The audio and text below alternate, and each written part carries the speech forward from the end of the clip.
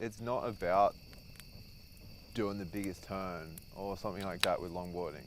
You know, that's kind of like the shortboarding thing. If you want to talk about longboarding, it's like there's small things that you can really learn to appreciate. You might like ride all the way into the shore and like walk off the nose of your board onto the shoreline. Yeah, it's a beautiful thing. It's so beautiful.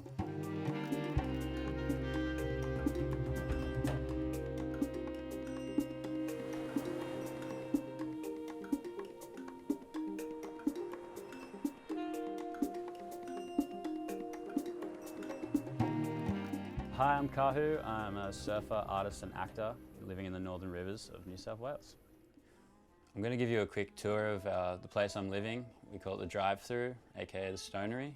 This is where I live, create and work. Morning. This is my little safe space, my little haven, my home, my studio, my board store, my record collection. I've got this little bit of a studio space, which is where I get like a lot of my painting done. And then we've got the board collection. My roommate Katsu calls it the mini surf museum. I was always into like older surfboards and stuff like that, but all my friends were riding like performance thrusters and they were like fucking longboarder and like kooks weirdos and stuff, and I was like, okay. And like as you're younger, you kind of like don't want to like put yourself out and be like, well, I think it's pretty cool, so fuck you, you know, like to some kid, like. So I was just like, yeah, all right.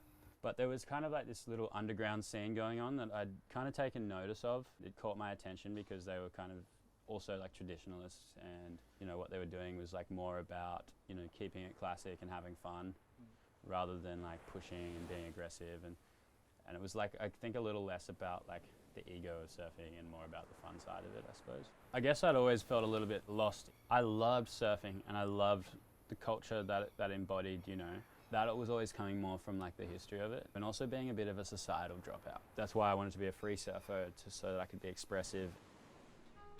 So I'm going to head down the road now and go see Kai down at Postcard where he's shaping his boards. We'll go have a chat about what we're going to do tomorrow and see what he's working on.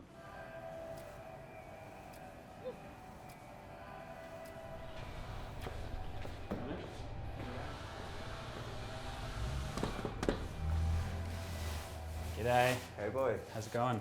how you doing, dog? Good. Guys, this is Kai. This is his shaping bay. This is where it all happens. High Estate Surfboards. Yeah, this is it. Just shaping up a 66 special for a friend down in Sydney. I've known Kahu for the better part of 10 years. We both grew up immersing ourselves in the longboard culture, and I guess we were just like-minded people who really enjoyed surfing and riding different kinds of boards, but kind of really hit it off. I started competing when I was age 7, just doing local club contests. We would travel up and down the coast doing state titles and Australian titles, kind of doing pretty well. A lot of older guys that had been in the community for a long period of time and seen the shortboard era come through, and then were now riding longboards because they loved it rather than fighting it out on shortboards all the time. The longboard scene was very much a family-orientated scene, and I think it's just always been something that I really admired.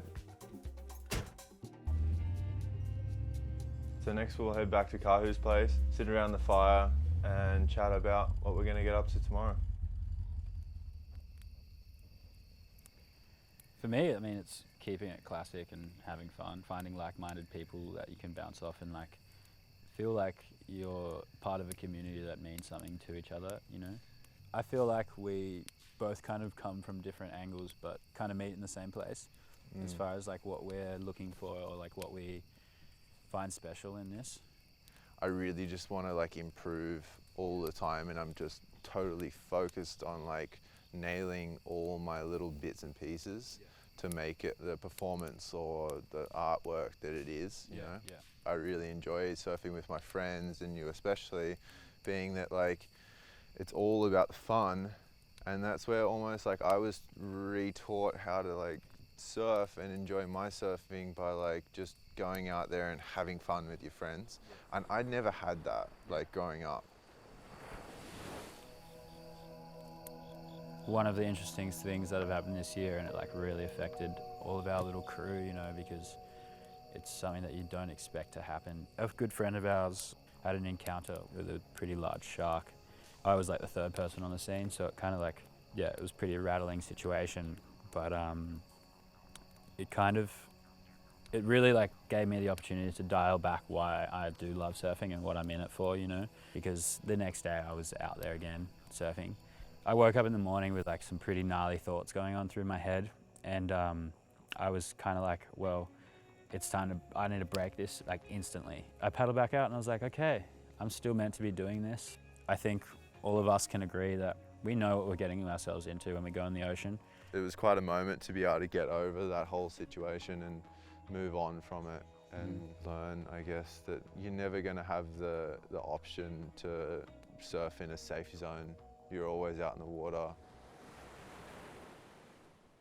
I can't even remember the last time I left the coastline.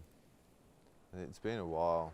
It's cool to get reminded that there is things that people do outside of surfing, and not everyone who doesn't surf isn't that miserable. Yeah. Like, what do people do to like get over their shit if they can't surf?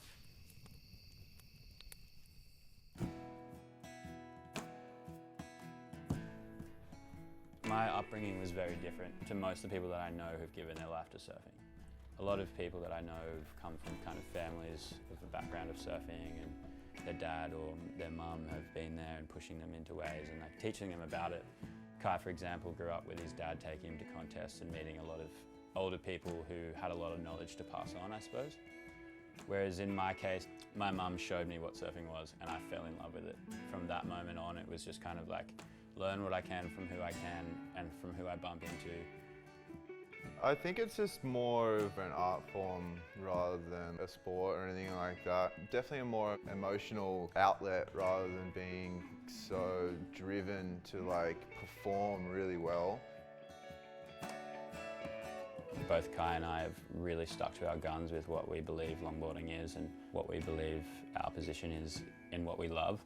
You know, there's been like a lot of ups and downs through that, but it's just really interesting that Kai and I, coming from such different sides of the coin, are still meeting in the middle, and to be still doing it together over 10 years, I think is a really special thing.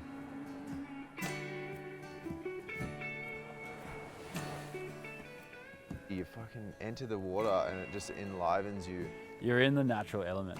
It's like thinking without thinking, you know. You go into like a natural state. It is all so in the moment. The ocean is home, like we'll always end up back by the coast. I think it's necessary.